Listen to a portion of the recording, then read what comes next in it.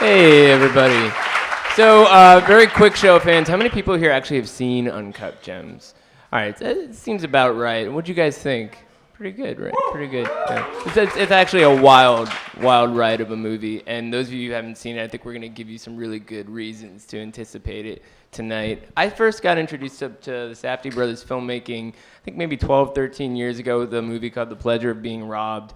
And what was so great about that kind of sensibility that was in that film was it had this kind of scrappy DIY New York filmmaking mentality that we just don't see enough of anymore. And, you know, well over a decade later, through films like Heaven Knows What, Daddy Longlegs, Good Time, and now this one, you see a consistency in that approach, even as the scale has gotten a little bit bigger and there's some familiar names. And this movie with Adam Sandler as this great kind of hustler in the Diamond District still feels very much like something that is close to the ground and close to the culture that it's representing. And a big part of that is the collaborative energy that these guys bring to their project. So what's really cool about the panel that we have is that we have a real cross-section of people who work within the Safdie's universe in addition to the directors themselves. So I'm gonna bring them all out here one by one, starting with casting director Jen Venditti.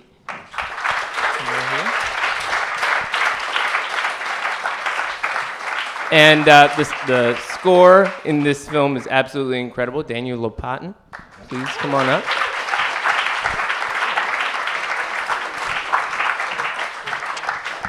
Producer Sebastian Bear McClard.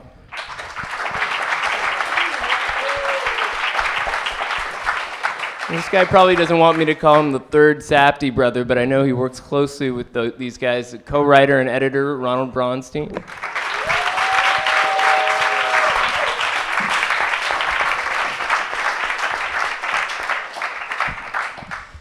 And Josh and Benny Safdie.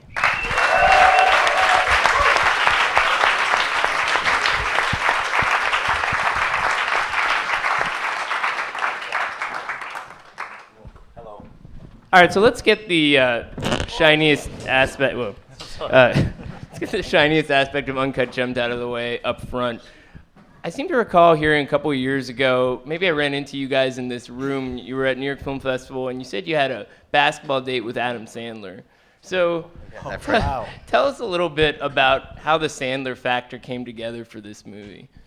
That was actually probably right when we approached him, right, about it. I remember we had we were coming from an all-night shoot doing this Jay-Z music video for a song Marcy Me, and we had basically shot until 4 or 5 in the morning, and that music video was kind of like a fuck before you marry with Darius Kanji. So it was like getting to know him and working with him, and then we went fast, and then we heard that Sandler was in New York, and we had to meet him at I think something like 7:38 in the morning and play like 2-on-2 full court basketball, which is, having now worked with Sandler, that's like, if you know basketball, that's like such a great metaphor for what it's like to be collaborating with him and be working with him. It's just nonstop, very collaborative energy. But we went out to him in 2012 with the script, and justifiably it didn't get farther than an entry-level person with his people, and we went this very long, circuitous route in the process, making like 4 movies, and then he saw Good Time. We tried to meet with him in Cannes when he was there with Meyerowitz Story. We were there with Good Time, and he was like, "I'm here with my wife, like leave me alone," kind of. But it's not like, just because when he's he was actually just looking at it in a very sincere way, like, I'm going to the south of France with a movie that meant a lot to him at the time, and he didn't want to like do business stuff, so he didn't meet with us. But then he saw Good Time, and then I got a text out of nowhere that just said, "Hey, your movie's incredible." I said, "Who is this?" He goes, "Sandler." I said, "Which Sandler?" And he said, "The famous one." And I said, "Richard Sandler?" And who's a photographer who I knew. And then he goes, "The comedian, Adam Sandler, you idiot." And I was like, "Oh." Then we talked, and he read the script very soon after, and that began, a very open, nice, great collaborative experience.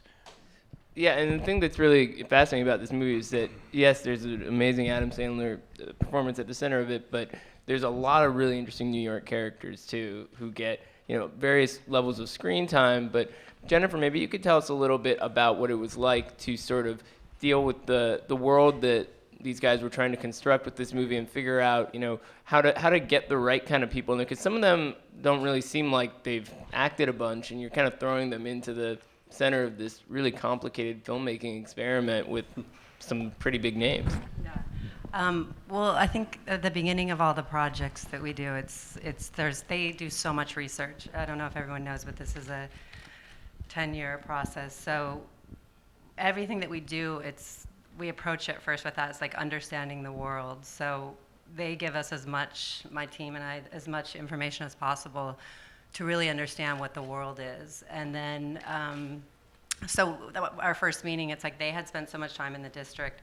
They just gave us names and people, and then we go to the district, to the Diamond District, and really meet all these people so we can experience it. We went to one of the big families on the block, their house in Forest Hills for dinner, and just really feel what it is, where this world is coming from so we understand it. So that's the first process. And then after that, after really getting into it, there's a long process of bringing in people that we find from that world that we think are interesting and could be cinematic, and bringing them into the office, and we go through an interview process. Then after the interview, we're looking for people who their world meets with the character's world that we're looking to cast. And then from that, we do improvisational exercises with them to see who really can be themselves, because everyone feels like, oh, it's nothing, you're just yourself, but it's really hard to be on camera and be yourself. So we want to see who can bring something actually to the character through improvisation that actually inspires the guys as well, and that there is like an ease and a comfort to them to actually be present, because they're going to be mixed with a professional actor, and you want to be able to have that alchemy that they're comfortable and they're not throwing everyone else off, and it brings the reality of the world to the professional actors as well. So we go through that process, and that's like a long, exciting process. The interviews that you would say, oh, we just posted this one interview. I mean, hopefully everyone in this room has seen. Jen directed a movie called Billy the Kid, and it's an incredible documentary, and that's actually how we met, and Ronnie too. We all met at South by Southwest. 12 years ago. But yeah, so when these interviews get posted that are conducted by you, they're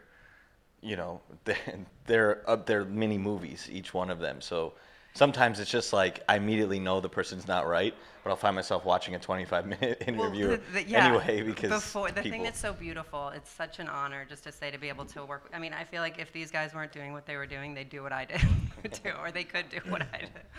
And before Instagram stories, before all that, they were doing something called Buttons, which when you think about it, that was like before all the Instagram stuff. And I remember 1 minute capture. Yeah, remember moments. they were 1 minute captures of moments on the street of people, and I saw that, and it was just like I was doing casting at the time, but it was more in advertising, print, and documentary, and I just thought like, oh, it's that thing of like the magic of the cinema of everyday life that they were distilling, and they saw it and they knew it, and to be able to work with them and be able to have someone that cares as much as you care about people, and to see the magic in everyday people the way they do, and to treat every actor, whether it's a professional actor or a non-professional actor, they get so psyched. They're so excited.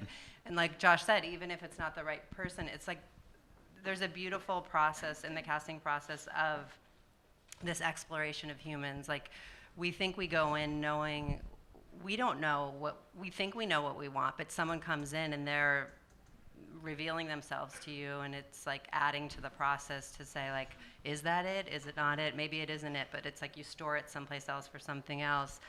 And it just, I think that what they do also is the level of passion for everything is so heightened that it just like, it keeps you in it. It keeps the discovery. I always say part of my job, it's like part detective, part anthropologist, part acting teacher, part director, part astronomer. yeah, there's so many levels to it, and they're like incredible collaborators, and they're just. I mean, you love casting, don't you? Well, there's. I mean, what's- casting is it's be- hard to say what is the most important part of filmmaking with casting. You know, as you always say, the greatest casting is better than the best screenwriting. So What's amazing is there were certain, whenever we would get these emails, they would just be this like long list of people, and I think for the character that ended up being Keith, there were so Phil, his name is Keith. Well, Keith that ended up being Keith. Half this crowd hasn't seen the movie, so it could so be there's either one. there's like a heavy that's in the movie, and it could be so on the nose, the casting for that, because the guy could just look the part. But we desperately wanted to have somebody who had a lot more kind of history to them and more kind of just character. And so it was a really hard one to find. I think you went through so many people. But again, all of these people, even if they weren't right, there was something interesting about each one of them. Because we learn. You learn, and then, okay, let's move in that And direction. just to be clear, too, we're not. People always like say that I'm like this person that doesn't like actors, that I just do street scouting, and it's not that at all. I love actors. We just like the alchemy of both. So, it would be so much easier just to be in my, we do both. And so we go through the process of seeing all these actors and then the process of bringing all these other people in that need so much more work. And it's a lot harder. The best are the days where the actors are in the waiting area with the real people. But remember that, you that find. one Yes. actor who scared the shit out of you Yes, guys? that was Yeah. so intense. So sometimes. But when then we were all just curious. We're like, well, let's all just work with him. Let's do another. And then you get into a room with somebody, and then you start to see, like, what was weird for us a little bit on this project was you get into a situation where you're starting to see the way previous work is being digested and interpreted, and seeing what somebody might think what you want. Exactly. So people and I'm seeing it with this new movie. People saying like cocaine induced. It's like no, but you get that. You get people who think that you want this. So they're coming in like 1,000 miles per hour. And that's fine. Like I can get with that. Yeah. But that one person really wanted to push the boundaries of what is real. Yeah. It was almost like a Kaufman performance for like Totally. 3 of us. Yeah. And We it was couldn't break it. That was intense. I actually at one point I was like, do I now engage in this performance? Yeah. And like, do I punch this person? Yeah. Do I My let them assistant, punch me? Alan Yeah. was scared. Like Yeah. You got really in the close. sessions And this before is that. an actor who had a lot of credits too. This wasn't like a first timer. So, but you're seeing somebody who's like, read, Cassavetes and Cassavetes, and is like, maybe bringing saw it, like yeah. 5 minutes of Faces or something. Not to demean this person, it's just like, oh, I have to be intense. Right. But that happens with me all the time. People think, oh, she just likes freaks. Yeah. So they'll send me these letters, like showing me what a freak they can be, like how freaky can they be. And Yeah, it's like that's not what that's it's not about, it. yeah. It's like we're into people. It's like we were saying with what Buttons is. It's like to be able to. I think to be an actor is to be able to be present and honest and vulnerable in the moment.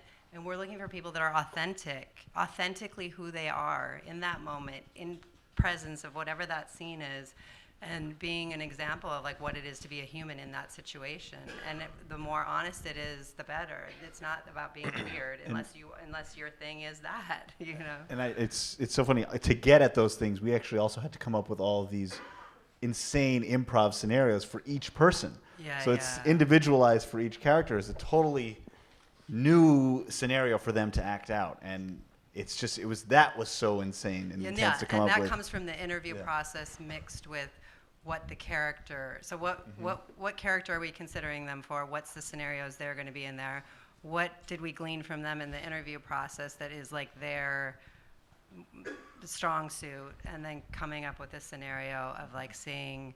And that's the thing. I mean, Kevin Garnett talked about that a lot about, I was just playing myself. It wasn't that hard, but it is. It's impossible. Even when we're cultivating in that way, taking something specific from their life and putting, a lot of people can't do it. Sebastian, I want to ask you from a producing standpoint, just to get that perspective, because I think everything you guys are talking about is fascinating because it's such a unique process. And I'm sort of wondering, what kind of challenges does this create practically in terms of just going out there and shooting a movie like this and staying on schedule and all that stuff? I mean, I think that when they were talking back and forth about the casting, I thought it's kind of the same. There's a lot of overlap in how when we're researching the film, kind of we're casting and producing at the same time. We're leaning on people who could be characters in the movie for things that we want to pull from either their real lives that we need in the movie or vice versa. And they don't even know that we're casting them. Maybe we're just trying to do a deal with them and trying to almost method produce. In terms of how it affects the scheduling, it's, as long as they show up, for the most, I mean, some of these guys don't really necessarily honor the stakes that a film set is, where we're like, oh my God, we're cramming 150 pages or add ADR, so 200 pages into 29 days, and we're never going to be able to do it, and everything feels like a race. And they're like, I'm late for work, right? It's not that big of a difference to them to be a few hours late for work, and to us it's the world. But then Jen and I are calling, a construction worker in Staten Island 100 times in the morning. And I mean, it's fun. It keeps you on your toes. Yeah. Well, it's all adrenalized. Like, there's a method to all of this. And even for, 8 years ago when Josh and I are walking around the Diamond District trying to design a penthouse so that maybe they'll give us a location for free before we know that whether we're going to have any money for the movie even, we're just still going ahead and making and making and making. Like, that was an adrenalized process then, and it kind of carries over for ad infinitum. Well, the thing that's interesting too is it's like this movie would feel like a very loose improvisatory thing if it wasn't always kind of feeling like it was building somewhere. And I think the music is a big part of that, and we should talk about that as well. So Daniel, tell us a little bit about how you kind of worked with the Safdies to figure out how you wanted music to play a role, because I wasn't counting, but I kind of feel like you hear it pretty much start to finish in this one. Yeah, it's in there quite a bit. 52 minutes. 134-minute movie. There's always kind of like a real easy first basic question to deal with is kind of like, is the score mostly dealing with our hero's quest and the inner world of our hero and his desires and his ambitions, or where he's at in any moment in time, or is it speaking to the atmosphere that the hero is kind of embodied in? And for the most part, I think in our collaboration, it's about the hero's journey, and it's about his inside world, and it's suggestive of his something Howard Ratner, Howard Kohn even can't really describe, but feels. And so my job is to sort of amplify those ineffable things, because everything else is covered. They got everything covered. There's everything that you're seeing on film. There's everything you're hearing in the dialogue. So I'm almost kind of like it's some kind of special sauce. So Externalizing spirit. Yeah, it's something else, which is kind of intense, because it's like, okay, so I am basically like I have to be a rabbi, or it's like very strange. I just have to give some kind of answer that we can't quite explain, but everyone agrees that's what I needed to hear. I can go back and feel good about the film. So it's curious, but it sounds like difficult, but it's actually just fun. And I think we started this conversation probably sometime in the winter, and we both had, I think, in some conversations Josh and I had, were like, well, maybe is it orchestral? Is it something, what's the other texture that we didn't get a chance to do, but feels like might be right here? And so we kind of just naturally developed this language around the sound of the film that had something to do with a lot of the things our shared interests in like synthesizer music in general, like a very rich history of synthesizer music, stuff from New Age and stuff that's kind of more almost kind of like academic experimental synthesizer records, or library records, or like any number of things, but also Haydn. And that was Benny's just an idea that was in place for one scene at one point that they went away from, and then we kind of rounded back to it, and it solved a huge problem, which is what is the spirit of the scene. And it was actually a lot of it just had to do with sort of tracing this beautiful piece of music that was, I don't know, 200, 300 years old or whatever. So to answer your question, it's an improvisation, and it's a lot of it. It's just kind of just throwing shit at the wall and seeing what sticks to a certain degree, but still having that prime directive, which is this is the inside world of this character. This is his dreams. These are his obsessions. These are the things he really believes in. And just to illustrate where things can go wrong when you're dealing with that kind of stuff, music, it's very easy to go from something really beautiful to something really cheesy and almost patronizing. And scoring films is still, I've been doing this for a few years. It's not like 20 years. I don't know all the, ways around creating music for other people's needs. I usually just make it for myself, right? But what was interesting in working with them and their characters are always aspirational. Their characters always mean really well. In the two projects we worked together, maybe even more than that. Maybe it goes way back. Maybe it's just something you guys do. But when you're making music that's kind of like in a major key, which was something new for us on this one, it can easily be very cloying, right? It can easily kind of patronize. And so one of the things that was very tricky and was a challenge on this one was how do we make beautiful, very almost positive music for the most part that doesn't feel like it's mocking our hero on his quest, no matter how debilitating or wildly we might feel like it's a misunderstood quest, but you still have to honor it. And so that was the part that was I love all of interesting. the emotional kind of words that were associated with all of the different pieces of music, because it sounds like a very technical thing, but it's just, I don't know, there's all these kind of very physical ideas behind all of it. Yeah, I mean, the score was mostly charged by feeling in like a new age sense of like, this thing is supposed to evoke this feeling for me, and those feelings are not so Mickey Mouse, you know what I mean? It's not like anger, this, you know what I mean? It would be something like empty desire, you know what I mean? And we try to get at that in some weird way. But I want to back up 1 second because I don't want to give people the wrong impression about the process in a sense. And I love listening to Dan talk and Eric as well. But we got onto something interesting about the casting process and then how it informs the writing, and I don't want to, I want it's important because this is the first group of people who are really hearing us talk about the way we made this thing. It was like a decade's worth of work, but it was, for example, like this character Keith Richards, his audition tape comes in, we watch it, and as a group we react to it, first as just like, oh my God, look at this character. And he is doing a somewhat structured improvisation.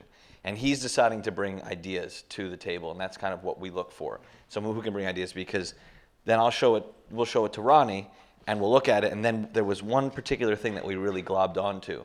And then we ended up working that into the script. And then we talked to Jen about that, and Jen starts to develop this rigor with the people who are getting to the next step. And then Jen's really putting them through it. They got to show up at this time, now again, and through persistence and responsible people, you end up starting to lose certain people, certain candidates that you would usually fall to the wayside. But when you get to the point where all of a sudden when we're showing up and we're working with them, now we've actually gone in and we've worked this dialogue from an improvisation that we really like now into the script, and we're giving this script back to the person and we're saying, all right, now let's try seeing that with superstructure. So to me, it's important to know that like you were focusing on a lot of the first time actors, but the film for us was the first time we were working with a lot of veteran actors as well, who are used to hitting beats, hearing lines, knowing when they can come in. Oh, you're saying that. All I can think of, I remember when when we're in the truck, there's a scene that happens. It's very Eric enclosed. Bogosian, Eric yeah. Bogosian. There's a very enclosed scene. There's 3, 4, 5, 6 people in the car, right? And then Josh and I are in the trunk. And there's 3 first-time actors, and then Eric and Adam. And a stunt coordinator. a stunt driving the coordinator car. who's driving, who's making sure everything is safe. Gets very violent in there, and everybody's screaming, and Eric keeps trying to get his lines in. And at one point he starts screaming, he goes, "I have lines! I have lines!" And he got so angry, but then He said, "I don't know about you guys, yeah. but I have lines that I have to say." yes, that's exactly right. And he hits the dashboard so hard, he's like, "I almost broke my hand." But then we realized, okay, I said, "Look." I loved it. I was like, "Let me go talk to this guy." So then we talked to him. We said, "Okay, look, Eric, if they're not listening to you, just tell them shut the fuck up and then say your line." Because now he's like, he just works in. He's like, "Oh yeah, great, I'm the boss. I can tell him shut the fuck up." Consistent with the character. Yeah. So he tells him that, and then he gets his line off. So you have to figure out how to work this in with everybody in an But interesting way. there's a challenge there where Eric, and we talk about this with Sandler and with a bunch of actors in it, where, wait, this guy has mastered playing himself. He's lived that life for 50 years, 40 years. Whoever the first-time actor who is borrowing deeply from their own experience, sometimes these actors feel a bit of a burden and kind of intimidated that they're like, I can never match that 50 years of experience. I was just in a romantic comedy last week. Like, you know, it actually raises the stakes for them, and it brings the best out of them quite a bit. But Eric spoke about that the last scene too. Let's not talk about it because a lot of people haven't seen the movie yet. Well, Ronnie, we should include you in this because you're part of the process. Is fascinating. Ronnie's never been this quiet, ever. Yeah, we needed to kind of build up to you because you're sort of at the center of all this stuff as both writer and editor, and the way that they're talking about it, you know, sort of organically working things into the screenplay. I'm sure some of that stuff comes with you into the editing bay, but you're also dealing with, I'm sure, a lot of different options in terms of how to thread this thing together. So, you know, what's that challenge like? It seems, well, first of all, it's helpful to be an editor and a writer, just because you feel like you don't have to be, as an editor, you can disrespect the writer without feeling at all like you have to honor their intentions. And that's a nice thing to do, you know. In general, I just feel like each phase is predicated on disrespecting the phase prior. So that, you know, I mean, when Josh and I are writing, it's, we're not so much worried about the directing, right? We're just like, well. You're not. Yeah, but I'm not. I'm just like, fuck him. He's said not we- worried you about said me right we, now, though, yeah. Right?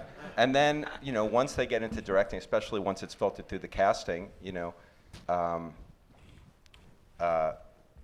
because Josh is a writer on, it's very easy for him to look back and betray those intentions when need be, and not feel the need to honor what those intentions were. And then in the editing, it's the best. You just get to say fuck you to both people behind you, and just anything that's not strong enough, you know, in terms of what the original intention of the work was. You know, you just can obliterate, you can get rid of, and you don't have to worry about somebody's feelings being hurt. Well, sometimes with me.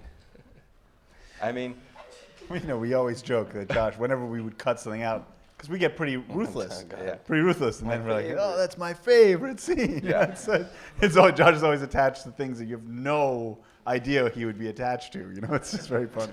Did this feel like a bigger movie for you guys? Because when I was watching it, I was like, first of all, I had no idea that it was going to start on another continent, which is not a huge spoiler because I'm not telling you which one or what exactly happens, but, you know, you can figure that out. And then there's this wild, kind of trippy, you know, psychedelic part of the movie as well, which, you know, I felt like I was watching 2001 or something. Yeah. So tell us a little bit about, you know, how you guys arrived at that side of things, kind of, you know, kicking things up a notch or entering into kind of newer terrain in a way. Well, 2000, you mentioned 2000. 2001, you know, it is one of the greatest films ever made.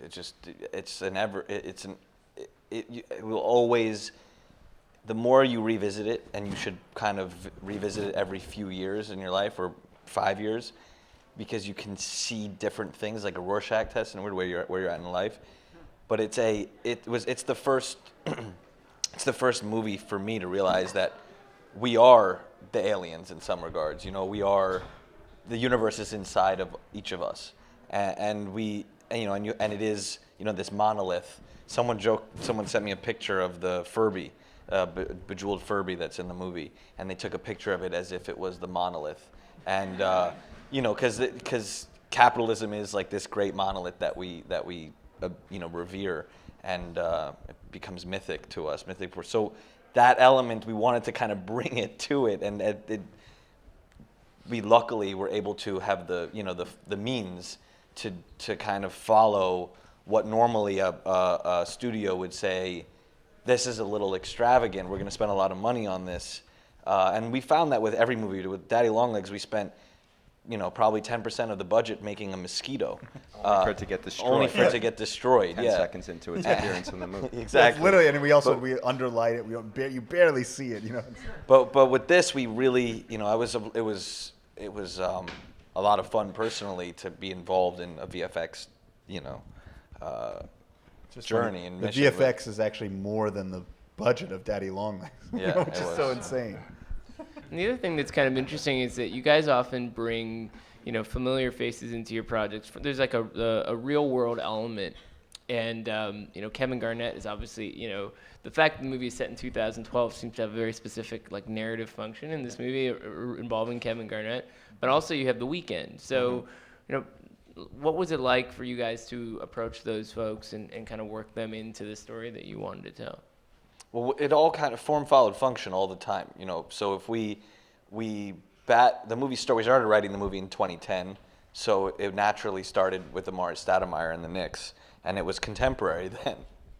But then as we kept kind of trying and failing, we tried to modernize it along the way, and then up until about 4 months before we were shooting the movie, what was great about Abel at The Weeknd is that we had a lifespan of a career to work with, so we can know, okay, well, we can't pick a player that predates 2012 because that's really when he would be realistically in New York and be a thing. So but it was a contemporary movie up until 4 months before we started shooting, and then that's when we realized we were shooting in the fall, and we weren't going to be able to shoot with a particular basketball player we were working with Joel Embiid. Any active player wouldn't be allowed to do it because Yeah. their schedule is so crazy. So really, once we landed on, okay, once we picked the player, who's obviously a main part of the movie, we were able to go back and that was annoying because every time we would change it. We didn't have our we couldn't pick from all the retired. The player picked us too. There was some chemistry in a deep way. Like we had a phone call with Kevin Garnett, and we were like, oh shit! Like we actually hit it off. We wanted to stay on the phone. This guy felt much like when Jen interviews someone and they feel electric and they feel right for the movie. He felt right. We didn't have a plethora of players to pick from at that point. Yeah, there were a couple that we could. But it wasn't. It was a couple. But it was like Garnett was unbelievable, and he understood that this wasn't just a cameo. He understood this was a real thing, like a real part in the movie, and he respected that and was very game to get deep with it. I remember Scott Rudin asking me, "But can he act?" And and I wrote a response to that, and because that's when all of a sudden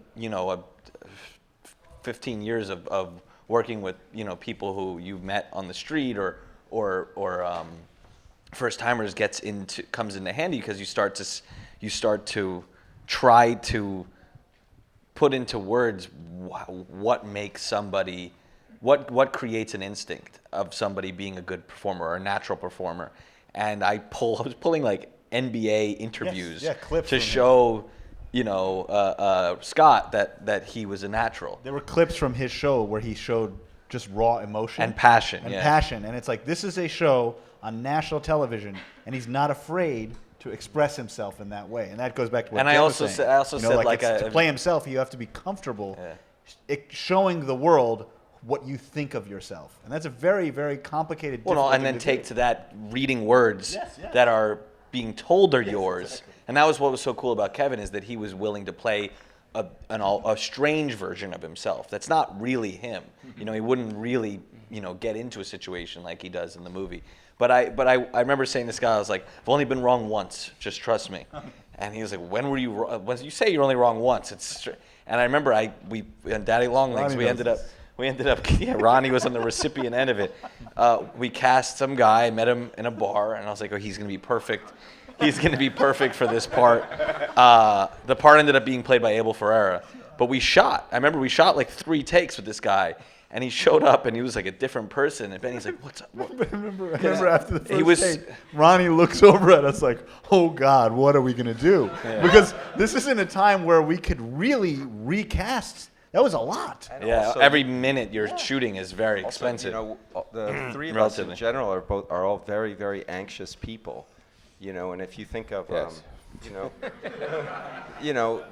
when you think of like the nature of improv and that openness, like there's no hippie in us, And when you try to define anxiety as like like a flailing need to control something that you feel is eluding your grasp, right? I mean, improv just like when you're allowing people to help write your movie while it's unspooling, it is so tight and so stressful because again, you're trying to fold things into a superstructure. You are essentially trying to pluck someone's brain out of their head and write with it with as much control as you would with a pen, that's horrible. When it goes wrong, it's horrible.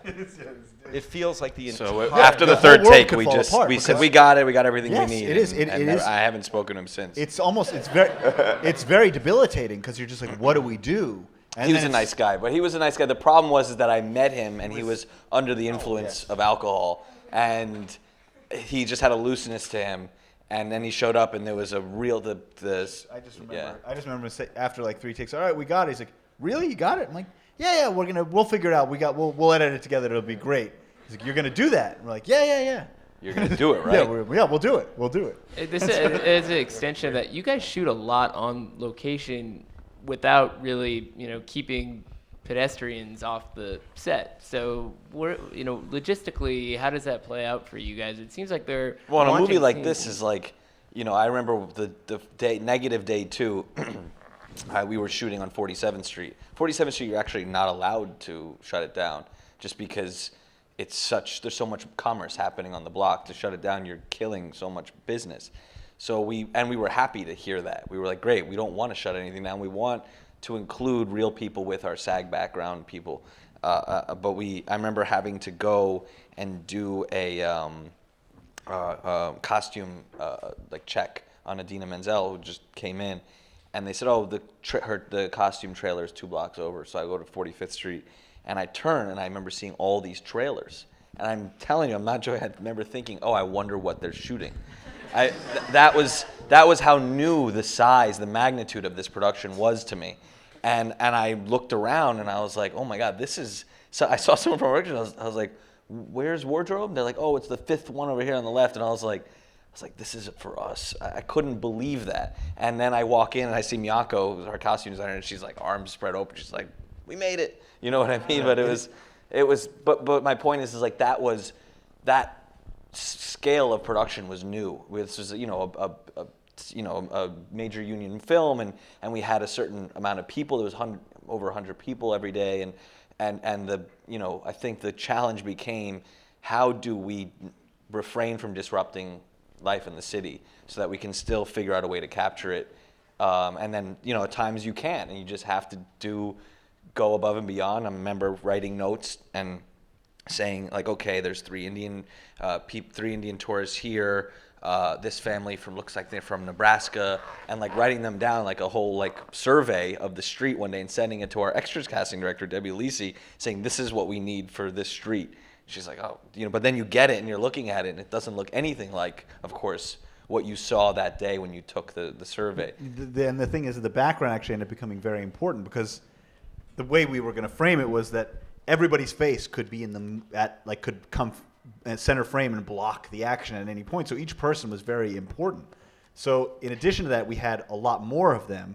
So when we didn't close the streets down, we could have 80 people walking down the sidewalk pretending not to be in a movie. So when people look down the street and see what's going on, they're like, oh, it's just a normal city street. And there's like nothing to see here. And they keep walking.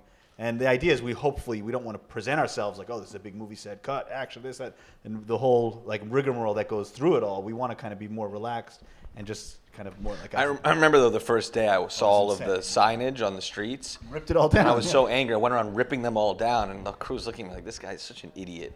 Like, I didn't realize there was 2 blocks away was 50 trailers. So in my mind, I'm thinking like, they're gonna blow our cover, you know. But like, that's the type of thing that I had to get used to very quickly on this movie. And you just you end up working its way. You end up working with it in a strange Well, way. and you guys are still very close to the action. I mean, Benny, you still hold the boom mic, right? I mean, I had to get into the 52 that was union for that was difficult because it's you not. had to become a union member to do Yes, that. and I am now. The thing is, I like it because if this was a set, you know, everybody up here was acting. If you're not the boom operator, you can't stand right here. But I'm allowed to stand right here, you know, and just be very close to the actors. It's an interesting point of view, and it was just funny because when they said you can't do it, we were just like, well, that's how we've done it in the past. That's kind of how we got used to it, you know. I'll have a different point of view than Josh does, and then we'll put it together. But luckily, we were able to work it out, and because it to everybody on the set when they came in, it was a very different thing to see, you know, to see me in there doing that. But I think it made it feel very intimate, and I also just didn't know another way to do it. But I do want to leave time for questions from the audience. Really quickly, though, I want to get into the sound of this film because I know sound mix for you guys is a big thing. And, you know, so far it's been playing at film festivals where, you know, sometimes the theaters aren't full-time theaters and it's a whole complicated thing. Maybe, Dan, from your perspective, you could tell us a bit about, you know, when you're dealing with a score that has so many different levels to it, you know, how do you figure out, you know, what's too loud? You know, what's the right kind of middle ground that you want? When do you want to like have that impact on a viewer where it feels too loud? You know. Well, loudness isn't really a concern for me. It's more Skip's problem, his department, which lucky for me. But I love personally working with you guys because you're all deaf and you just turn my score up as loud as it can go. Which for, you know, I'm not a... I can't hear you. What'd you say? As a full-time egomaniac, not really a film score composer, it's great for me.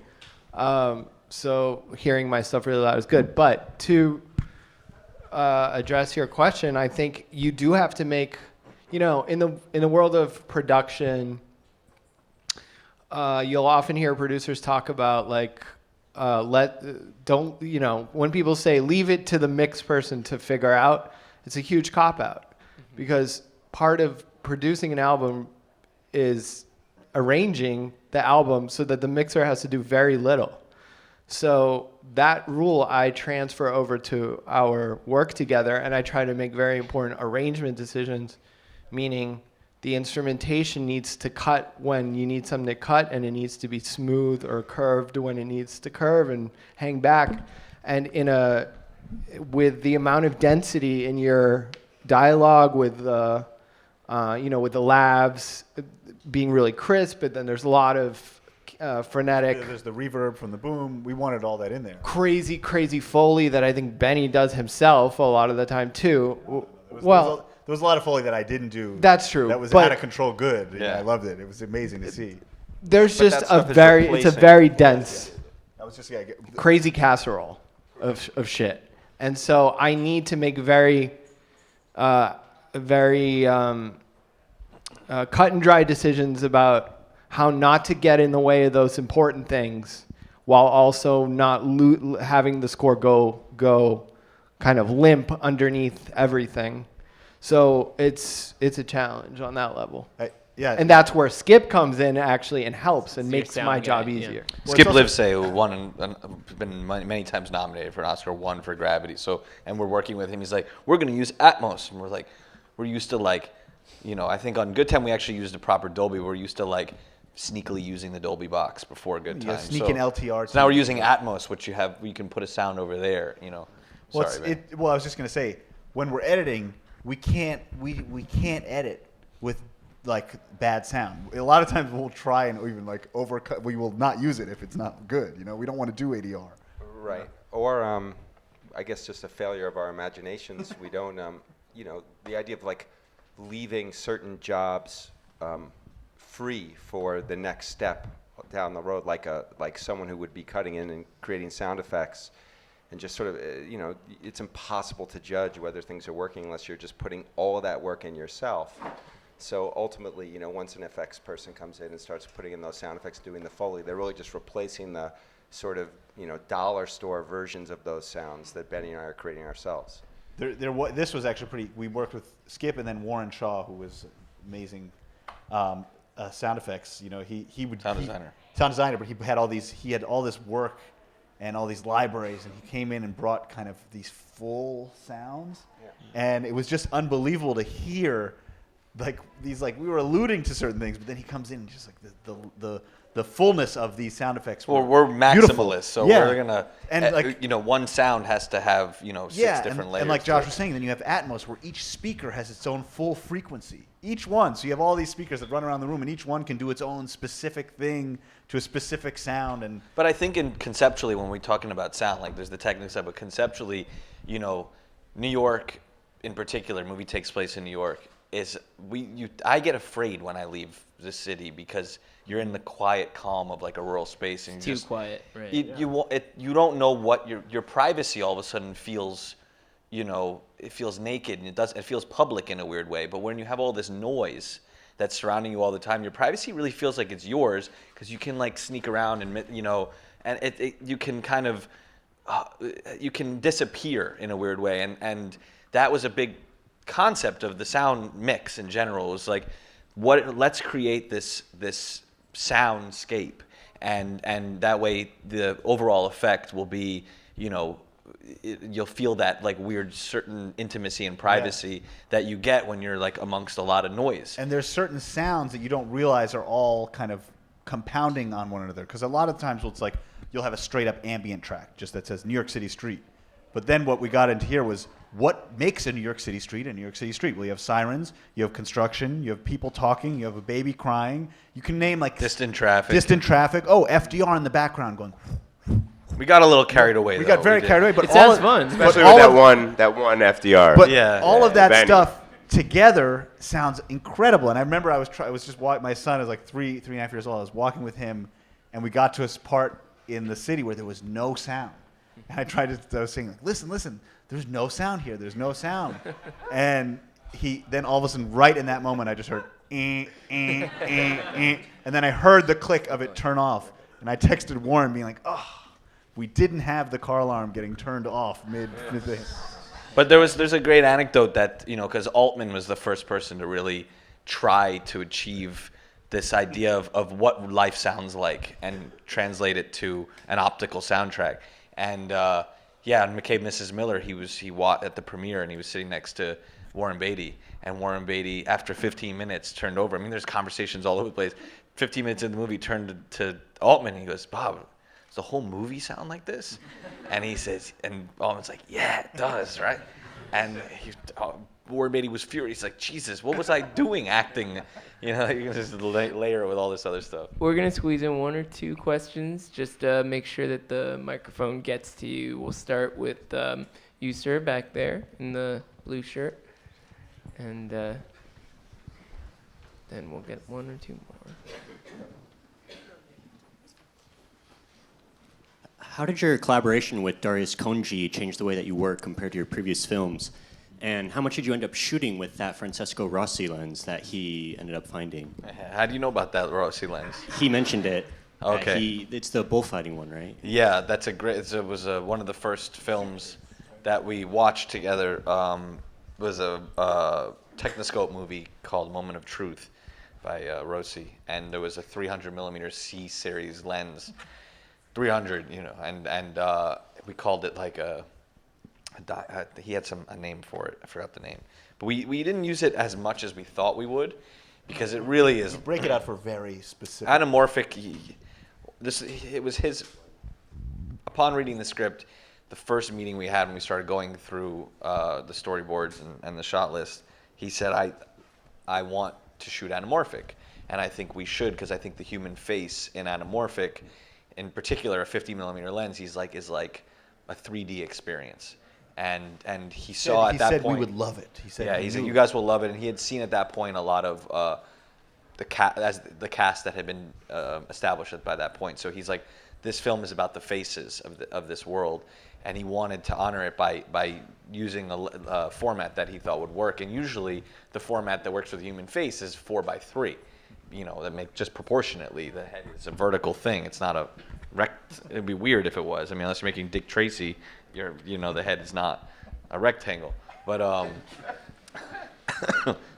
but he said this will give you the effect of being next to the person and seeing them, because the way the lens distorts, or not distorts, but honors the distortions of the face.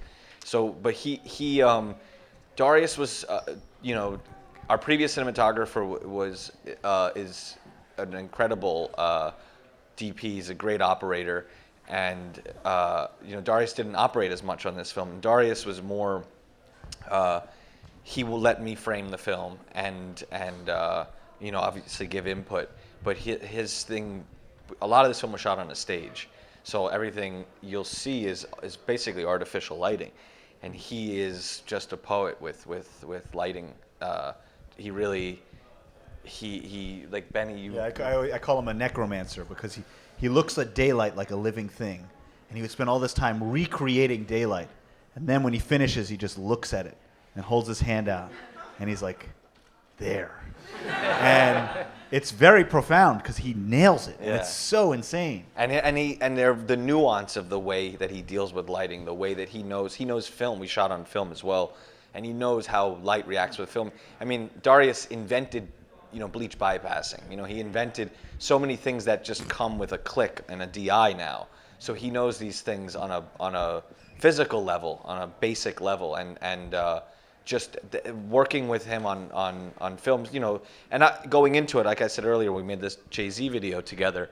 His reputation that preceded him was that he was a 12 setup photographer, and we did about 30 a day. So and the Jay-Z video was the hardest shooting scenario I've ever been in my life, and he was. He's very calm. He was like a rock in those moments. Yes, he was a calm, poetic center, and I had a direct communication with him the entire shoot, and I would just get to hear him emotionally respond to the story often, and that became larger than just the photographic experience. It was different. He was accessing it from a different point of view, an emotional one. So that became an interesting collaboration. And just I want to add quickly, the camera team that he put together, he approached it like casting. He would look at it, who's going to fit this vibe, who's going to fit in and like kind of get dirty with this movie, and he put together an amazing team. And then the Light Rangers, but we don't need to go into that. The Light Ranger 2 is important. So we have the microphone with the gentleman back here. I have a question for Daniel with the score. The sound sounds very almost like kind of like 80s, 90s, like Vangelis type, like very synthy, but like in a very like brazen and quite like a raw way. But how do you have a score that goes on for that long in the film and almost not draw too much attention to it? Because it also sounds very stacked, very layered, like you've got like a bunch of synths going on at once, which is great. But also, how do you not like get in the way at the same time? You just have to. I think it's a lot of it is like Josh and I are both have the same tendency to first try to see how high we can stack the Jenga blocks, and then, all right, okay, that didn't work. So let's start pulling back. But I think there's probably a more a more sane approach to that, which means, don't stack all that stuff and then have to subtract. But we want to hit this feeling. We want to get to the rich part first, the most soulful, most true, shining thing that we can find. So we find that, we build that first. That's the most important thing. And then we figure out how we can let it simmer down and bring it down and play with the dynamics. It's easy. But without that soul, without that heart that you have to find through all these crazy experiments where you just blow things out, it's very difficult to proceed with the other. That could be a 30-second moment in a 6-minute long cue. So a lot of it is thinking about the sort of formal parameters of, okay, we have 6 minutes, it doesn't stop, but it kind of does stop. It does many different things. It's a living thing. It's dancing. So just let it live its different lives as long as we hit those very important beats and those moments where you're flooded with that sort of maximalist soul that I think we share. You know?